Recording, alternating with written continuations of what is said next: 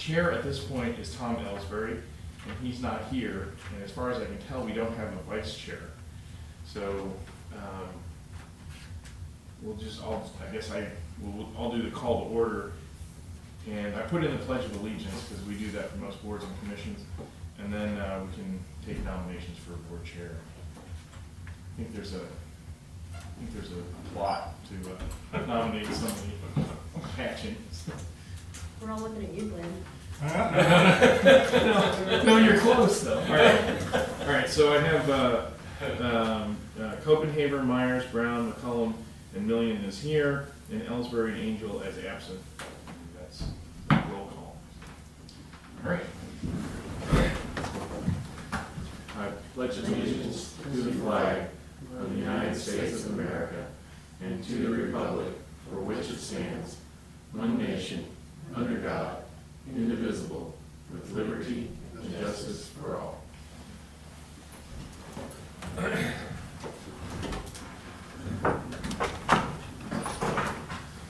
Hey, Harvey. Chris. Hey, Chris. Good.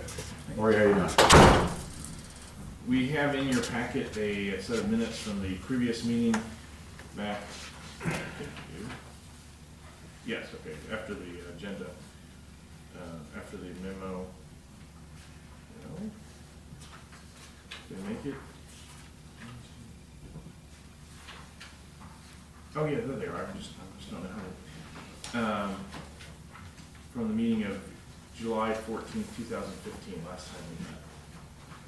So if anybody would like to make a motion to approve the minute. Oh wait, I'm sorry, I skipped over number 3. I just went right past. Okay, so we need a board chairman. I would nominate Lori Myers. Is that the plan that was happening? You need a second? It's all right, just be absent. I move the motion be obeyed. We elect her by acclamation, that's what my motion would be. The nomination ceases. Are there any objections or other, so, okay. I always dread that part. All right, you're in charge All now. right, let's go then. Congratulations, Lori. Thank you. Feel free to just point. So did everybody have time to read the minutes that were there, included in that document we were sent from our last meeting? Does anybody need a copy of them before we vote? I move they be approved. Thank you. You have a second? Second. Second by Glenn. Any discussion? All those in favor, please say aye. Aye. Aye. Those opposed? Okay. Review of annual report. In the packet also, there is a review of both the county, proposed county report, which has not yet been submitted. It's actually due March 15th, so it's a little behind schedule. I talked to Tom Schauacker about that. Their greatest concern, and correct me if I'm wrong, is that they are the new GASB recommendation, new GASB rules have been handed down, and they're becoming more and more concerned with tax abatement on the annual audits of municipal and county and other governments. So they, it's going to be more and more important for us to get the report in timely. One of the things is getting information and me soliciting information from Hubble. So we have that information now, and that's prepared to go in. The state report, so the county report is for the calendar year, which is the county fiscal year. The state report is for the state fiscal year, which runs July 1 to June 30th. So this is for the county's report, but there's going to be a little bit of data that goes beyond the 2016 calendar year. So I'm looking for, if there's any questions, please. Is this report specific to the EEZ? Yes, yes. So we're the only ones in the county filing it, because we're the only city in the county that has it. Yes. Is that right? Yes, that's correct, that's correct. And one of the, so they're basically, and there's only one entity that has received tax abatement at this point, and that's Hubble. So basically, we're reporting on their activity. That's why I need to read the information, just want to pick it on Hubble for getting information. is this report, is it just, I see you have it addressed to the presiding over the county commission. Yeah, does this go to a public hearing or anything, or a public introduction in the minutes of a commission? The original EEZ or the report? The annual reports. This is what they're being presented at this public meeting for review by this committee. And when it's passed off to the county commission, they just basically just, Accept it. you're accepting it, Yeah. okay. Yeah, that's, and, I was gonna add something. Oh, and the report is not a state requirement per se. It is a part of, we signed a memorandum of understanding. Tax abatement in Boone County is a rare event, not as rare as it used to be 10 years ago, but still a rare thing. We have, and Brian, you can correct me or any of you, but it has been generally the policy not to do giveaways in Boone County, in the city of Columbia or Boone County for years and years and years, and there have been very few TIF districts and that's, et cetera. So the EEZ is a little bit of a unique animal. Now, Columbia has 2, 3 TIFs, I think. Two currently. Two currently. Yeah. And they of course attempted to get an EEZ and it was not approved. But, so this is, like you said, this is the only one that's being turned in. And when we got it, the county asked for us to do a memorandum of understanding. And one of the things in that was that we would present them with an annual report, so they could keep track of, they would have a way to keep track of the. Well, we're not getting pushback because we approved the EEZ. Oh, no. Okay. No, and, you know, Tom Schauer is very much supportive of what we're doing up here, but he and June and Brian are being asked to come up with information about tax abatement efforts more. There's a new GASB pronouncement, they number each one, and I can't remember the number, it's like 77? Could be, I mean, it's in the 70s. And it's specifically about, and it's first affecting Boone County this year, and the city of Centralia, since our fiscal year is April 1 through March 31. I think it's the year that just finished in Boone County, and this is the first year it'll affect us. I know if this is the first year that affects Centralia, because our audits have been done for many years by Williams Keepers, and they brought that up. But so we just have to be a little bit more. Well, I mean, we've only had this thing for a few years. We're going to have to be even more careful about meeting deadlines and that sort of thing, doing everything. It's always a good idea. There's nothing we have. I mean, we're doing everything we're supposed to be doing.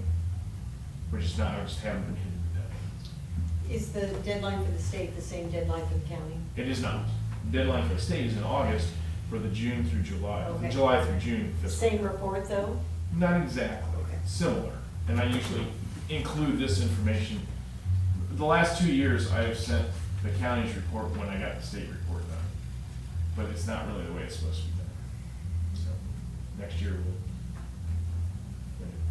I mean, to put this in perspective, Lynn sent his first one in late, but it was because Hubble had just gone through their first year. They were still working, they were doing it for the first time. So, and Lynn did it once before, because it came together in 12 and 13. So the first year that was, there was any tax abatement was for fiscal or calendar year 13. And the report was due in 14. And I think he finally got it off just before he left 3 years ago. So are you seeking approval of this application? Yes, the approval of the report. Any questions? Everybody had a chance to read it? And I'm gonna send the memo along with, to the county and to the state, so they have additional information. No discussion? Motion? Thank you.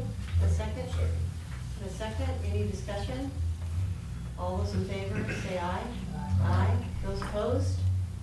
Okay, And with the state, the primary part of the report is that, that form that is on the Missouri Department of Economic Development,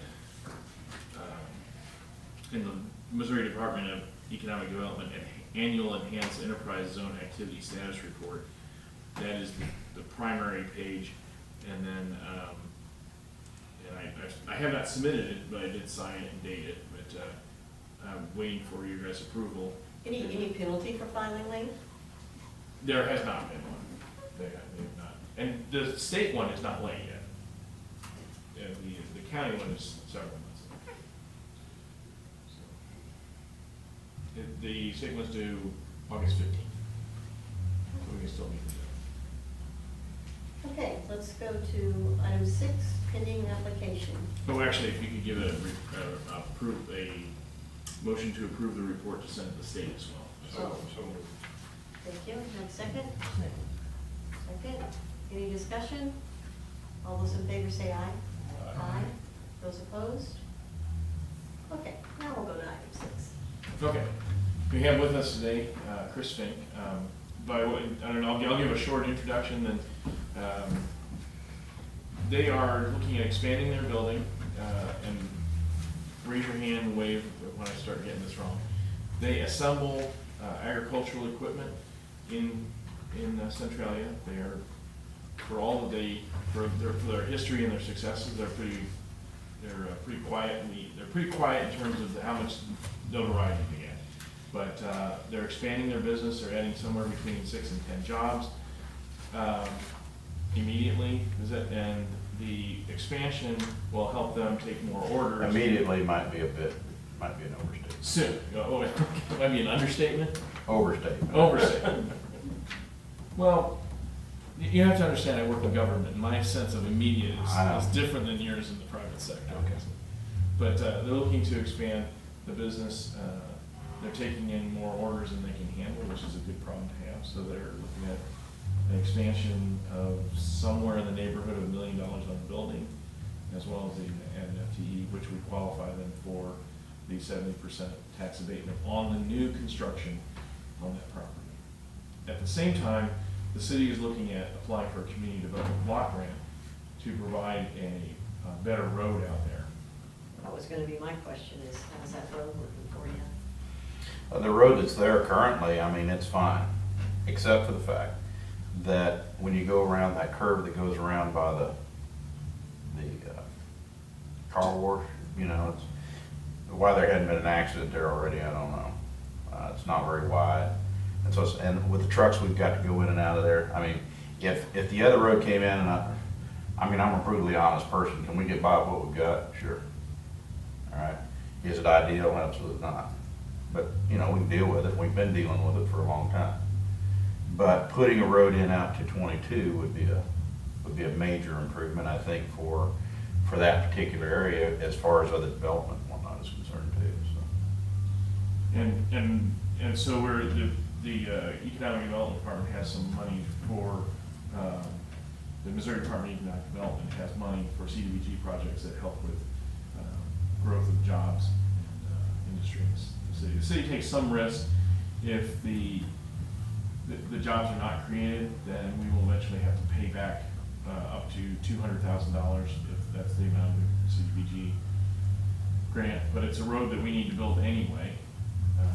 The proposal right now is to build concrete 38 feet wide just past the intersection with Remington.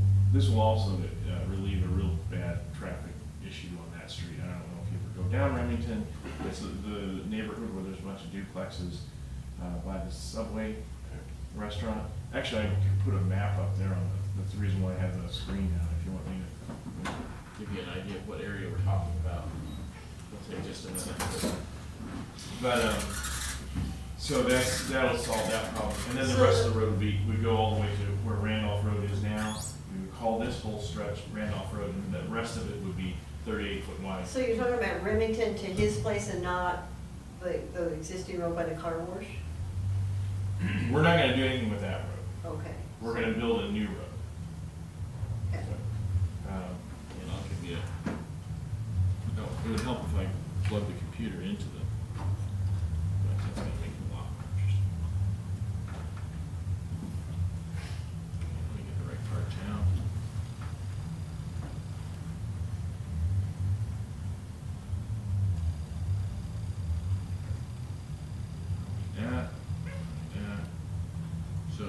so we're looking at this portion of town right here. I can turn off some lights.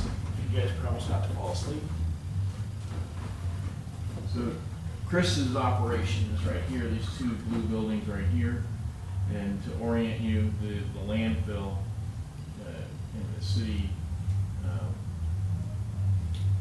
the city's old landfill, the most recent old landfill is over here, and here's where the mulch pile is back there. So here is Highway 22, and the road would go basically, I can draw it. I've got some drawings that ES&S that have Engineering Surveys and Services has done, but it would go down from this intersection with Randolph Road and Rolling Street all the way down, and then curve slightly to meet at a 90-degree angle with Highway 22. This stretch of road, we're proposing to rename Roland Street, so it will be Roland Street all the way east and west, and Randolph Road will be a north and south street all the way down to Highway 22. So this will benefit moving raw materials in and fabricated equipment out from Shelby Short Line. It will also open up future development on the west side there, behind or adjacent to or behind what was the old Dollar General building, as well as behind. And if I might say something, I own that 35 acres there. You kind of see how it's mowed, and then we've got our timber frame guy over there, got 5 acres in the corner. But right now, we've tried to use the junkiest part of that property to put our buildings on. My idea was you want to leave the higher value stuff along this way. If we put a street down the west side of that property, that's going to open it up for me to develop that for our business. I've been approached by several people already to sell some of that, put houses on it. When I bought it to use for me. I didn't buy it to sell off.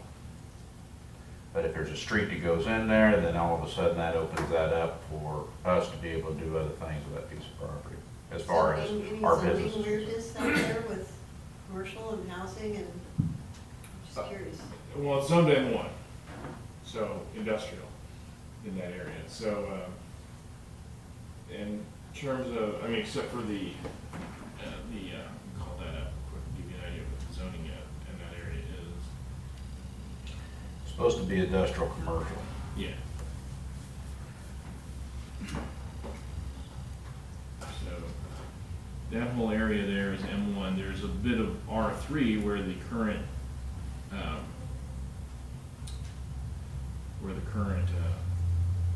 apartment complex, or the duplexes are. I'm sorry, R2. If I could just get my computer to do what I want to do.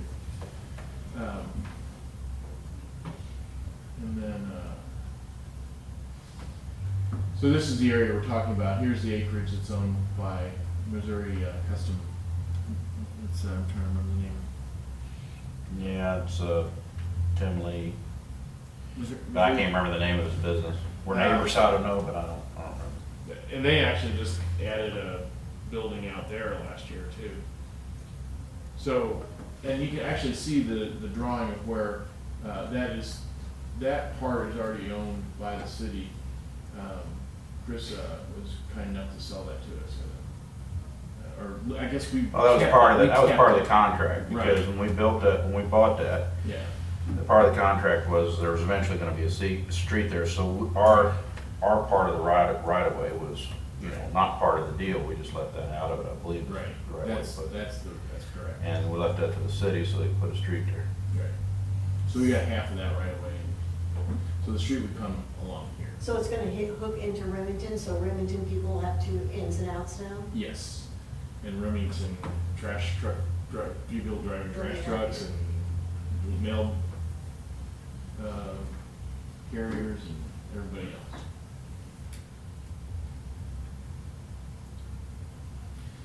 So I'm working with Chris to get the rest of the information we need to make it, to pass all the legal muster, and then we would bring that back for a approval by this board.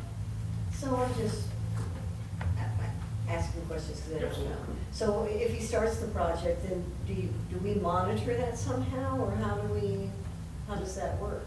Like if he How do we determine that he has met all the criteria, I guess? He has to submit an affidavit that he hired certain people, give us some sort of roster. We would leave out social security numbers, names, and all that stuff, but there So was we some sort don't of- necessarily, we aren't the patrol people of this. Well, He just reports it, okay. yeah, I mean, a little bit. He submits a report to me that proves that he did it without giving out any, specific information about what their name is, all that stuff. And then the requirement for our EEZ is at minimum of 2 positions. And then, over, $100,000 of new building or $1 million expansion. So either way, $100,000 expansion or $1 million new building. So this is way past the $100,000 plus the two positions. So, in your opinion, what's the timeline on providing these jobs? It really depends on how the business goes currently. I mean, we're in an expansion mode, and we've got several products that we're in the process of building the market for. We've actually already started hiring a few people, which you guys don't want to hear, because it's ahead of this whole thing, but we had a need for a service manager, which we just hired. He's actually an airplane pilot. I bought a plane at the same time, and we're flying him to certain destinations as far as doing service and what have you. We're going to need a product manager as well. Now, these aren't hourly positions. These are salary positions. But as the business grows, we are going to need folks in assembly, things like that.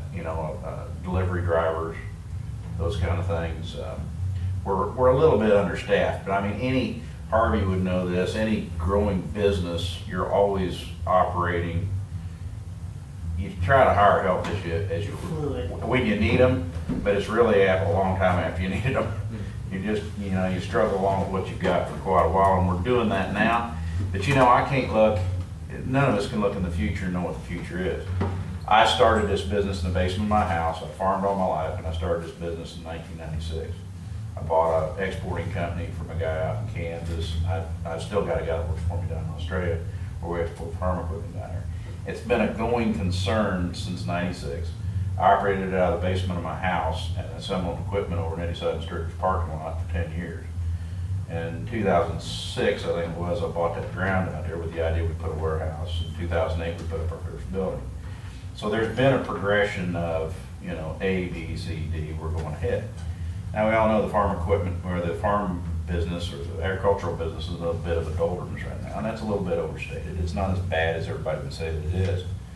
But we have got plans, and we have got product coming in place, and we're developing markets which are going to expand our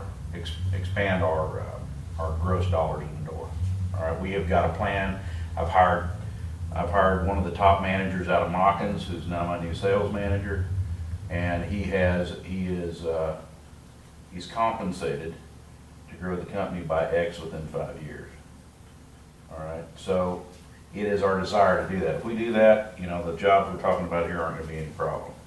Now, having said that, I've got no control over what happens out here in the hinterlands, but if you guys can take on board that I've started this thing from nothing, and not that it's any great big going concerns, a couple of sheds sitting out on the edge of Centralia, and we're putting farm equipment together and selling it. We're not curing cancer. But, it's something that we are, we're going from point A to point B and point C, and I'm not trying to pull the wool over everybody's eyes. It is our intention to add jobs and do those things, so. When was your last expansion? Excuse me? When was your last expansion, the last building? Last thing we did is I put about $500,000 in that first shed. I put in a bunch of overhead cranes to help with the assembly. We spent about 140 grand on overhead cranes, and then we took the cold storage, which was on the back side of that first shed there, and we concreted it, and we put concrete on the outside, and we insulated it. And so in that furthest west building there, that #1 building, that is now all shop.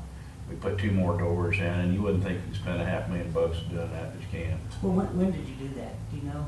The year before last. Yeah. See, so, and this might be a stupid question, but, and you've added people since then. Why, is there a way to do an application on that expansion? No, because it's done. but it was within the lifetime of the EEZ, and can it be prorated out to whatever life would be left on? I mean, it's just something to look into, I don't know. Yeah. Well, I appreciate your thought, Or but, anything to help. you know, it's one of those things that we did just because we needed to do it. No, I know, you're not I remember I expanding standing, because of this. I had a bunch of dealers standing there one time, and we were having a seminar in there, and I was like, I was wavering back and forth, and I remember I called Tom Hale looking out the window, and I said, let's just do this. And that's Yeah. just kind of, yeah, do things, you know, it's a little like this deal right here. I've gone back and forth, do I want to spend $1 million putting offices and a training center out there? And that's what we're talking about, that's all this is. It's offices and a training center. That isn't gonna make me one freaking dollar. But it is something that we have to have, I believe, in order for us to, if we're gonna be we're distributors, all right? And a distributor by definition is a middleman. We're the guy everybody wants to do away with. The only way we survive in this business is we have to add value to an equation, all right? If we're not adding value into an equation, if we don't have a reason to be there, either through service or product support, or having product when dealers need it, or yada, yada, yada, then what are we here for?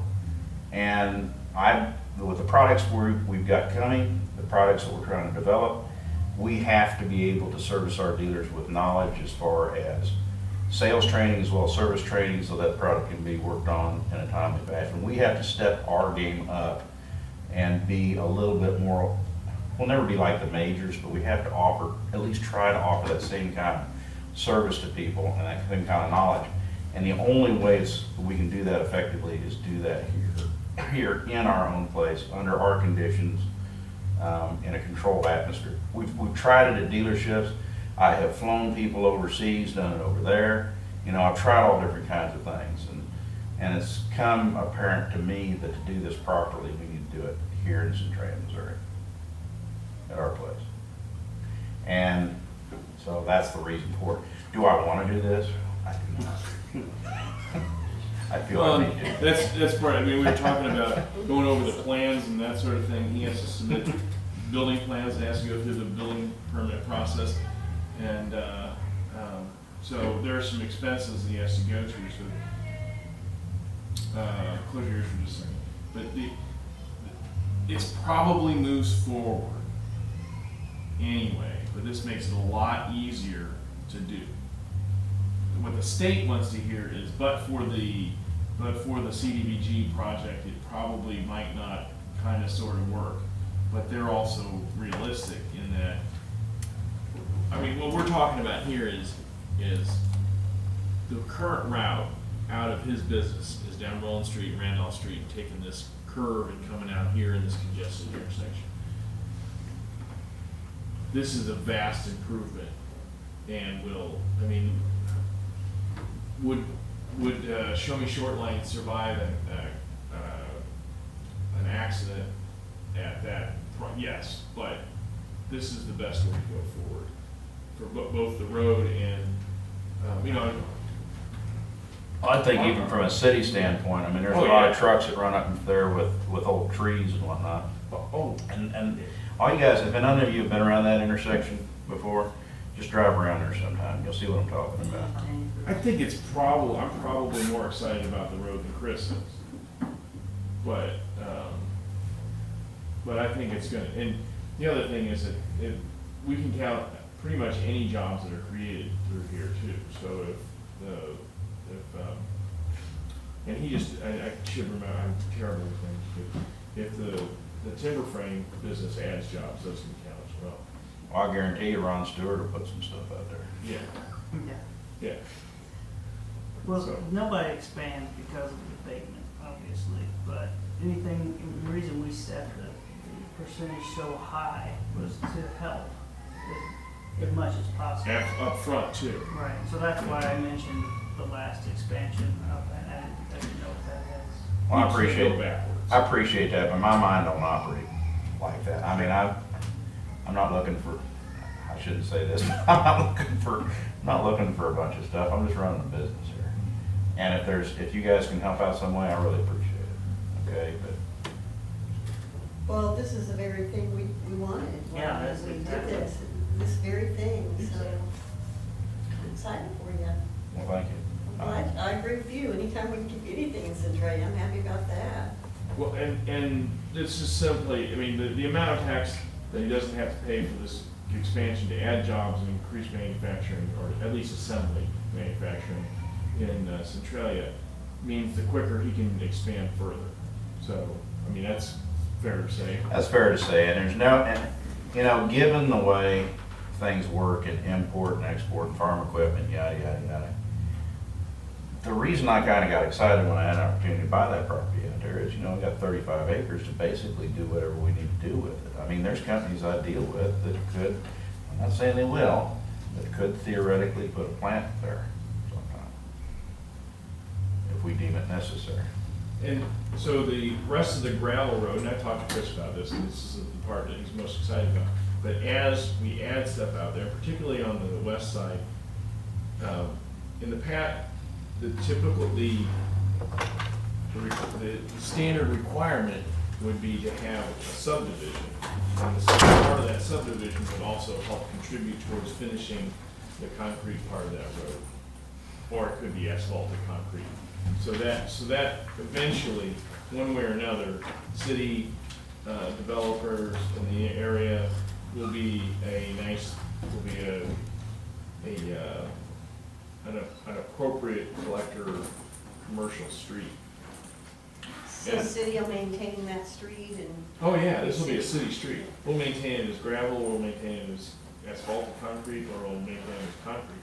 It will be a full city street. The only thing I No would- responsibility on me. The only thing I would ask, Matt, if I've got the right to ask anything, if you do this, and it part is gravel, Yeah. I'd ask that we do some kind of dust control out there.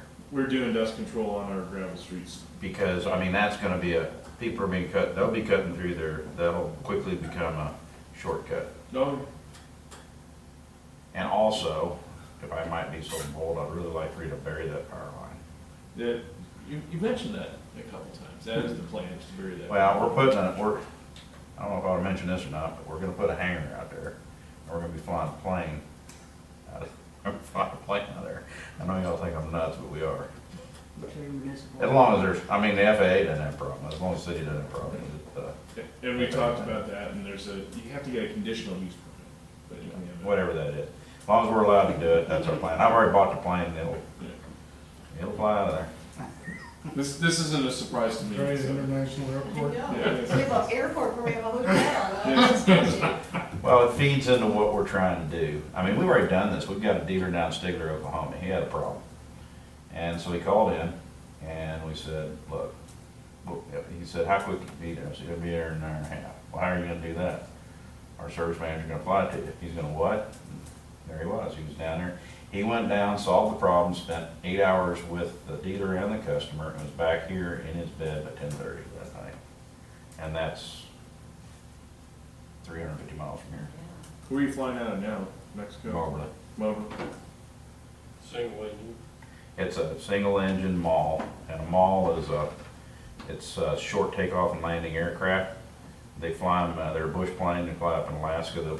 We've got tires on them about yay big. If we start flying out of there, we'll probably put them great big tires on them, get the prop up a little bit more. But if you Google mall and you watch them land, they land them on gravel bars out in rivers. So let me ask you a question. Of course, I used to be the CEO of MFA. Of course, we do a lot of flying and fungicides and stuff on crops around here. Sure. Would you allow a crop duster to fly in and out there? It'd be more convenient, but I mean, I don't know what the liability. As long as our liability insurance had no problem with that, I mean, you know, that'd have to be addressed by those guys. But me personally, no, I have no problem with any of that kind of stuff. Because right now, they're going to Mexico and have them load and then You bet. fly back out. No, anything we can do to help agriculture, something like that, we're all for. But that would be a liability, that would be an insurance Yeah, I understand. guy I question. understand that. And as long as they don't have a problem with it, it's no skin off my back. Anything we can do to help is fine.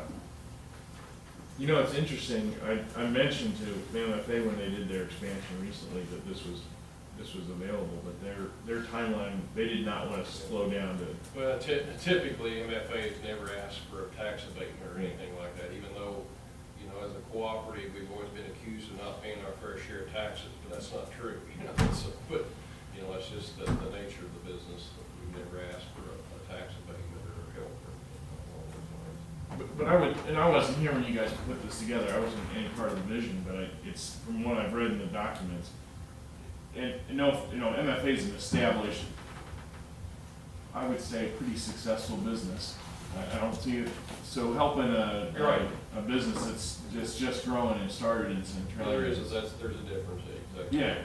So, I mean, I would have been happy to work with, but this is, like you said, exactly why we created the EEZ. And, all right, I'll stop there. So are you looking for approval or just an awareness thing and we're gonna revisit this again, or? This part is just, this is just a heads up, what's gonna give Chris a chance to come in and give you an idea of what his plans are and his,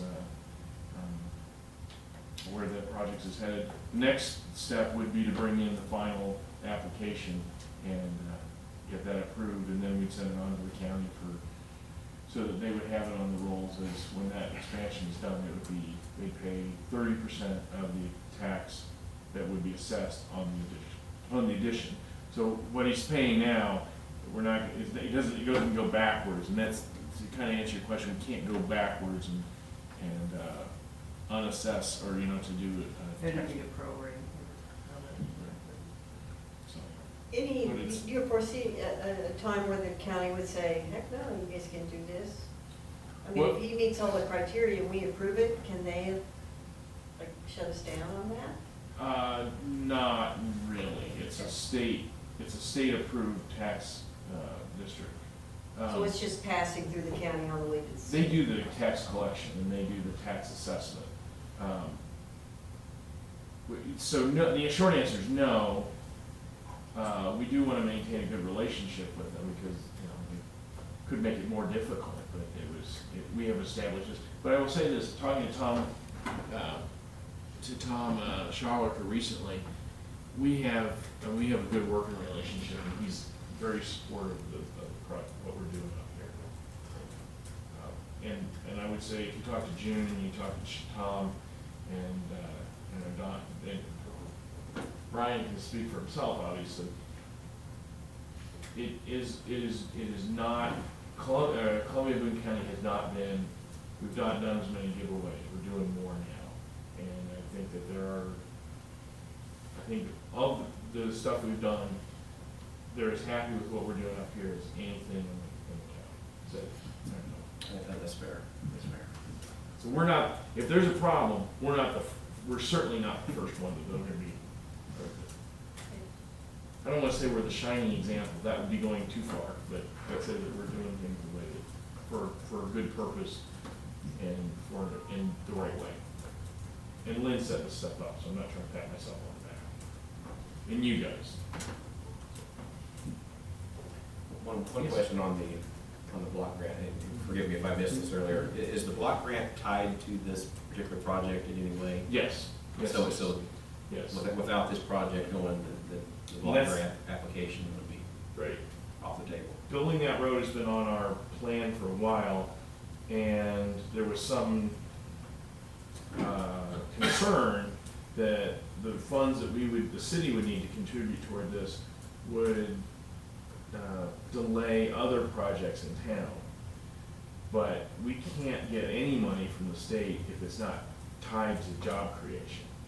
So now is the time it's time to strike while the iron's hot. So this is the time to do this.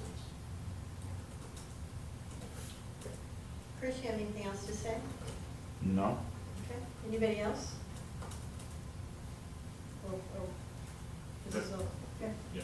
Good luck, we're looking All forward right, to hearing well, back. thank you. Yeah. I need it. Believe me. So, all right, thanks, you done with me? Yeah, and you're more than welcome to stick around here the rest of the meeting, but Well, that's okay. there's not that much more. See y'all later. Modification of the Hubble Power Systems, EEZ project. The short story is Hubble did everything they said they were going to do, and they created the jobs that said they were going to create, and they did the investment of over $2 million that they said they were going to do. When they drafted the state tax credits and also our EEZ application, organization, which includes people not in Centralia, thought that it would be a good idea to list as the base census for their employment the entire Centralia operation. So the entire Centralia operation has not added a net number of jobs since the start of the project, but the project has. So what we're going to ask, and this is something that I kind of been working with Floyd Galloway particularly over the last couple of years, something that I talked to the state about this, and they're okay with us moving forward this way. I would say if we don't do it this way, we would be at risk of committing a foul and be, subject to at least a letter from our auditor, if not worse, from the state, if we don't redefine it back to what the parameters of the project should have been. Because the net 2 jobs have been added in the project as defined, but not as Their total population has Right. gone down. because they reduced some jobs in another part of the operation that had nothing to do with the customer care center. So I talked to, Bro's gonna write, the gal at the state who oversees our reports, our reporting for EEZ, who's there. I don't know, when you remember, she's taken the position that Grady Jackson used to have, if you guys remember when we were forming the EEZ. So she said that approach would be absolutely okay with them. I talked kind of in general terms with Tom Schaulicher at the county, and he's okay with that approach. The project succeeded. It's just, the application was probably not done as well. So did they ask for tax money back? They didn't, the state did not give them the tax credits that they wanted because of the way they put that together. So they lost out on some of the benefits they could have if they had. So in this case, you can file back, because that's what we're doing, is filing back. Well, we've been giving them the abatement. They have been, Boone County has been assessing the property, the new construction, over $2 million, and only taxing at 30% of what the tax would be for that project. But we need to clean it up so that it's clear that that's appropriate. We need to redefine the project so that's appropriate. There has not been a request to take that money back from HUD. So you just have to refile. Yeah, well, yeah, exactly. modification. Modification of the application, So was it Hubble's original intention to include the whole population, or just the portion that was? Depends, well, the project is, the part of the project that went forward is exactly what they intended to do. I think there was another phase that has not been done. But, and I'm trying not to, this is Hubble's story, I'm trying not to tell it wrong. Were they trying to just impact them with their numbers? The people who didn't live in Centralia thought it would be better if they put in all of the people in Centralia weren't convinced that was the best way to go.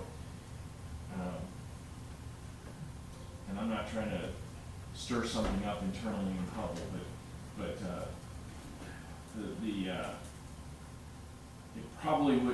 they probably would have kept their state tax credits if they had drafted the document differently. That's my understanding. So. Good lesson moving forward, right? Right, but we are allowed to modify. I've talked to the state and they're okay with this. So do you need us to approve the modification? Asking for a motion. We don't have it yet. But you said also that they did not do the capital expenditures, but they. No, they did do the They capital. did all, they finished all, I think you said there was some that wasn't. Oh, there was a third part, and I probably shouldn't.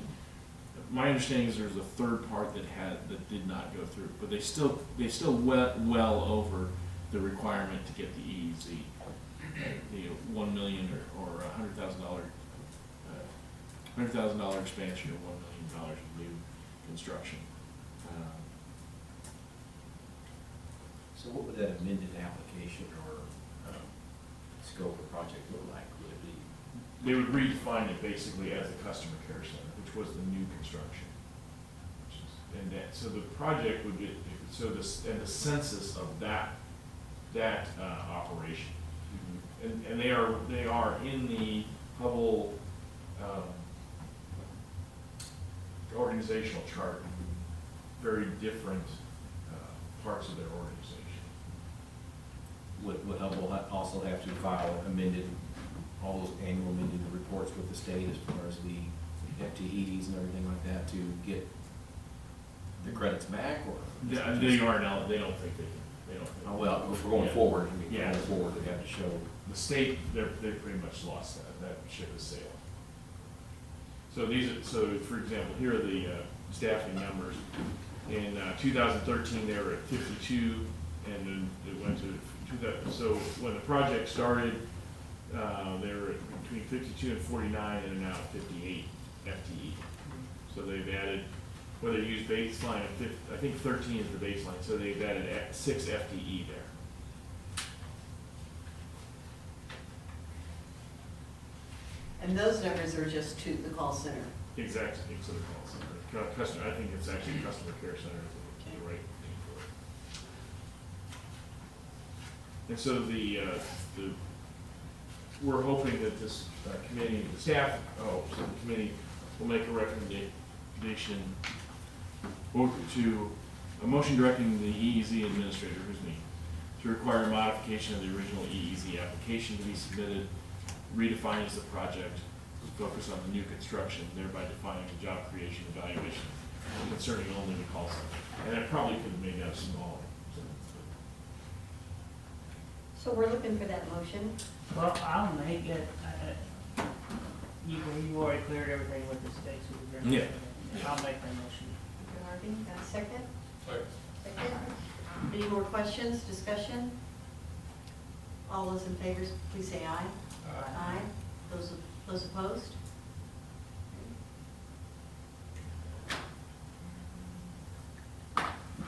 Anything arising? No, I think that's it. If anybody, I think they're looking for volunteers at Dunk Tank still. So what's going on over there in the park? It's National Night Out, it's, National what? National Night Out. Night out, okay. By the police department. Yeah. Oh, Fire it's, department. It's to celebrate and to acknowledge the efforts of police and other first responders. good. And to build relations We've got a between good them. crowd over there, they did good. It is very nice. Is the chief over there in the Duncan booth? He was, All right. yeah. He was- I did not see that, but it was, Should have publicized those times in the newspaper. So, they didn't ask you to take a shot at they that? did, and I'm willing to, but I got this, I'm gonna change my outfit, but. Well, that's no fun, if you go up there in a swimsuit, that's okay. I move we adjourn. Thank you. Should we do that? Yes. Would be in order. Right. Oh, it's fun. You hear about these things, I had no idea. Show me short line and what they're up to at all. He's a sharp guy. I was like, no, I'm not sure what all that equipment, I know some of it is that, you know, the grain farmers have used, just put in this grain in the bags, these white bags, you see them all over the countryside. Yeah. They distribute those and that equipment, they don't, There's a lot of different implements. yeah. This is the first time I've ever seen a motion to adjourn to lack a second. So that's the second. All those in favor of adjourning, please say aye. Aye. Those opposed?